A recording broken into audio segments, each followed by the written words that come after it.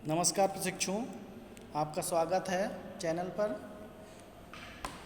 आज हम आप लोगों के लिए व्यक्तित्व के 5 बड़े गुण, जिसे बिग 5 के नाम से जानते हैं, लेकर उपस्थित हुए हैं। व्यक्तित्व के निर्धारण एवं विकास में अनेक प्रकार के गुणों का योगदान होता है, जिसमें कुछ 5 गुण, जिसे बिग 5 कहते हैं, उन्हीं के इर्द गिर्द यानी परितः चारों ओर हमारा व्यक्तित्व घूमता रहता है। इसीलिए इसके विषय में चर्चा करना आवश्यक है। सन 1990 में J.M.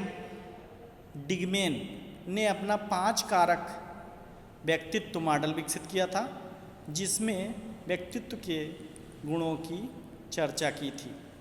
सन 1994 में राफेल एवं कोरेल ने व्यक्तित्व के वैश्विक घटकों को 5 कारकों में प्रस्तुत किया था। इस 5 व्यापक डोमेन या आयाम अथवा बिग 5 को हम निम्न बिंदुओं के द्वारा या निम्न गुणों के द्वारा अध्ययन कर रहे हैं। इसमें पहला गुण है खुलापन, ओपननेस। ओपननेस का मतलब होता है खुलापन। खुलापन व्यक्तित्व निर्माण में बहुत ही सहायक होता है। जिस प्रकार खुली हवा वातावरण को तरोताज़ा बनाती है, उसी प्रकार मस्तिष्क में खुलापन ज्ञान वृद्धि में सहायक होता है। अनुभव के प्रति खुलापन व्यक्तित्व का गुण माना जाता है, और यदि कोई पुरानी प्रथाओं जैसे बाल विवाह, दहेज प्रथा आदि को ही स्वीकार करता है, तो उसमें अनुभव के प्रति खुलापन नहीं है, ऐसा कहा गया है। जब व्यक्ति समाज की रूढ़ियों एवं अंधविश्वासों को किसी न किसी रूप में समाज के लिए उपयोगी सोच लेता है, तो उसमें खुलेपन का अभाव होता है। जब व्यक्ति कल्पना करने की योग्यता में कमी का अनुभव करता है, तो भी उसमें खुलेपन का अभाव होता है। जब व्यक्ति जटिल एवं गूढ़ विषयों को समझने की क्षमता में कमी का अनुभव करता है, तो इसका तात्पर्य भी यह है कि उसके अंदर खुलेपन के गुण का अभाव है। यदि खुलापन होगा तो हर प्रकार से, हर तरह से उसे सोचता, चिंतन करता, मंथन करता रहेगा और उत्तम परिणाम तक पहुँचेगा। और उत्तम परिणाम तक पहुँचते ही उसके व्यक्तित्व का तेजी से विकास होगा और वह सार्वभौमिक सोच, सार्वव्यापिक सोच रखना प्रारंभ कर देगा। दूसरा हमारा गुण, जो बड़ा गुण है, वह है चैतन्यता, जिसको कहते हैं कॉन्शियसनेस। चैतन्य रहकर ही विद्यार्थी ज्ञान प्राप्त करते हैं। आपको पता है, यदि चैतन्यता का अभाव हो तो बालक बालिकाएं के अंदर जो गुण विकसित होने चाहिए वह नहीं हो पाएंगे। शिक्षण कार्य में शिक्षक को इस बात का हमेशा ध्यान रखना चाहिए और ध्यान रखता भी है। चैतन्यता से रहित व्यवहार जो होता है, वो बालक का हो, चाहे शिक्षक का हो या किसी अन्य का हो, अव्यवस्थित व्यवहार बन जाता है। चैतन्यता के गुण के अंतर्गत व्यक्ति प्रत्येक कार्य को योजना के अनुसार संपन्न करता है। वह पहले योजना का निर्माण करता है और फिर उसका क्रियान्वयन करता है।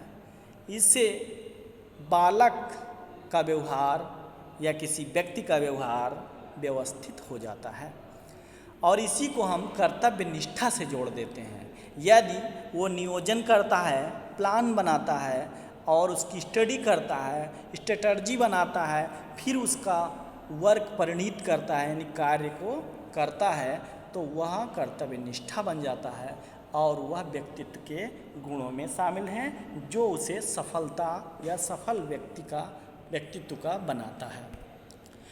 तीसरा बिंदु है बहिर्मुखता। बहिर्मुखता मतलब होता है, बहिर्मुखता का मतलब होता है अंतर्मुखता के विपरीत। अंतर्मुखता माने होता है आध्यात्मिक वृत्ति वाले व्यक्ति जो होते हैं अंतर्मुखी होते हैं, जो खुले विचारों के भी नहीं होते हैं बहिर्मुखता के अभाव में एक अच्छे व्यक्तित्व की कल्पना नहीं की जा सकती है, ऐसा माना गया है। क्योंकि मनुष्य जो है वो सामाजिक प्राणी है और वह बहिर्मुखी नहीं होगा तो उसके व्यक्तित्व का भी विकास नहीं हो पाएगा और उसके अंदर तमाम प्रकार की कमियां घर बना लेंगी। बहिर्मुखी व्यक्ति समाज में अपने संबंध को अच्छे से विकसित कर लेता है, जो कि उसकी स्वयं के लिए और समाज के लिए बहुत हितकारी होता है। बहिर्मुखी व्यक्ति के व्यवहार उत्तम होते हैं। बहिर्मुखी व्यक्ति आपस में मिलनसार होता है, सहयोगी होता है। बहिर्मुखी व्यक्ति चिंता विहीन होता है। बाहरी दुनिया में वो रुचि लेता है, इसलिए वो अंतर्द्वंद्वों का उसके नाश हो जाता है। बहिर्मुखी व्यक्तियों में उत्साह की अधिकता होती है। बहिर्मुखी व्यक्ति व्यवहार में मैत्रीपूर्ण होते हैं।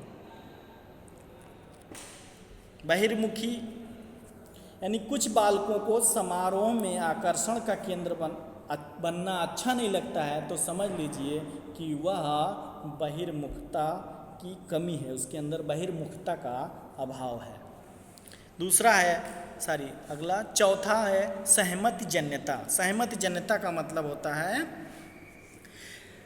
व्यक्तित्व निर्माण में ये सबसे महत्वपूर्ण पद माना गया है या गुण माना गया है।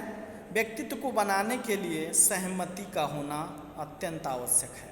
सहमति जन्यता दूसरों के प्रति संकालु और विरोधी होने के बजाय संवेदनशील और सहयोगशील होने की वृत्ति होती है।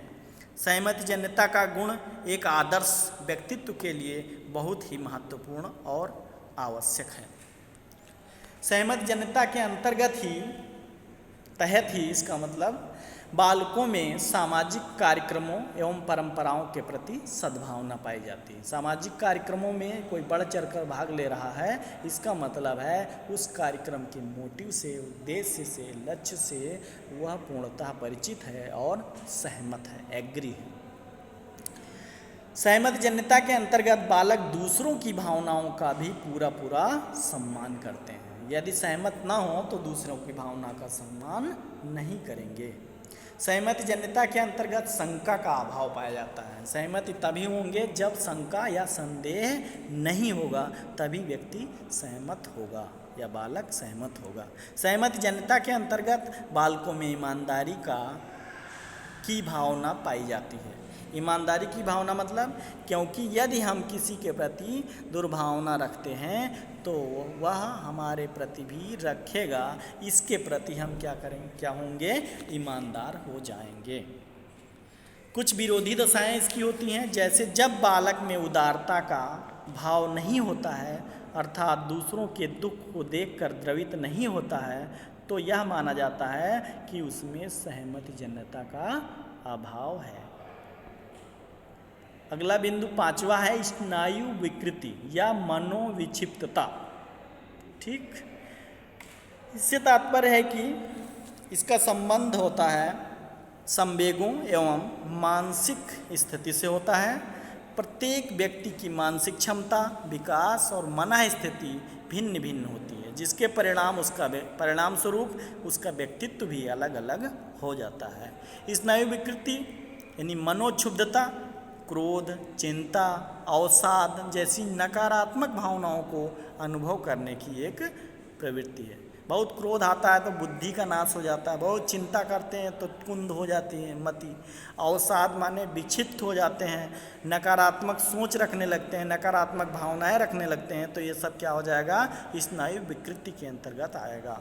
और बालक की भावनात्मक अस्थिरता बालक के अंदर पैदा कर देगा। यदि एक व्यक्ति में स्नायु विकृति अधिक है तो वह अच्छे व्यक्तित्व का नहीं होगा, यह सत्य है। वहीं एक व्यक्ति में स्नायु विकृति नहीं है तो उसका व्यक्तित्व सर्वोत्तम, उच्चतम, श्रेष्ठ माना जाएगा। स्नायु विकृति के स्वरूप को हम निम्न तरह से समझ सकते हैं, जैसे जो व्यक्ति छोटी छोटी बात पर क्रोधित होकर अपने व्यवहार को समाज विरोधी एवं असंतुलित बना लेता है तो उसके अंदर स्नायु विकृति पाई जाती है, ऐसा मेरा मानना है। जब बालक में समायोजन की क्षमता का अभाव हो जाता है, एडजस्टमेंट, अपने आप को एडजस्ट नहीं कर पाता कहीं भी, तो उसके अंदर स्नायु विकृति ही घर कर लेती है और वह अवसाद में पहुंच जाता है। कुछ व्यक्ति अपने विचारों को उचित रूप से प्रस्तुत नहीं कर पाते हैं, जिसके परिणाम स्वरूप उनके द्वारा किसी प्रश्न के उत्तर में भी कमज़ोर प्रतिक्रिया प्रस्तुत की जाती है, जो स्नायु विकृति का ही कारण है। स्नायु विकृति संबंधी बालकों में निर्णय क्षमता का अभाव होता है। यह देखा गया है, पाया गया है। अनेक अवसरों में ये बालक निर्णय लेने में अक्षम हो जाते हैं। इसके विपक्ष में यदि कहा जाए तो जब बालक नकारात्मक भावनाओं से मुक्त हो जाता है तो प्रत्येक कार्य में के प्रति आशावान दृष्टिकोण रखता है और यह मान लिया जाता है कि इसके अंदर स्नायु विकृति नहीं है। यानी सकारात्मक सोच, आशावादी होना, ये स्नायु विकृति को दूर करता है। जब बालक किसी कार्य को बिना असफलता के डर के पूर्ण विश्वास के साथ प्रारंभ करता है तो अपनी सफलता के प्रति आशावान हो जाता है और यह माना जाता है कि यह स्नायु विकृत बालक नहीं है। इन विचारों के माध्यम से हमें यह ज्ञात होता है कि व्यक्तित्व एवं उसका व्यवहार इन 5 गुणों की तरफ ही या परितः ही चारों तरफ ही घूमता रहता है, तो ये असत्य नहीं है और इसको विकसित करने में एक शिक्षक की अहम भूमिका होती है। इसके एक्सप्लेन में बिंदुवार जो वक्तव्य दिए गए हैं वह महत्वपूर्ण हैं और इनका ध्यान रखकर हम अपने जीवन में व्यक्तित्व को उत्तमता के शिखर पर ले जा सकते हैं और व्यक्तित्व यदि उत्तम होगा तो हमारी सफलता निश्चित है। धन्यवाद। आगे भी आपके लिए वीडियो प्रस्तुत करते रहेंगे।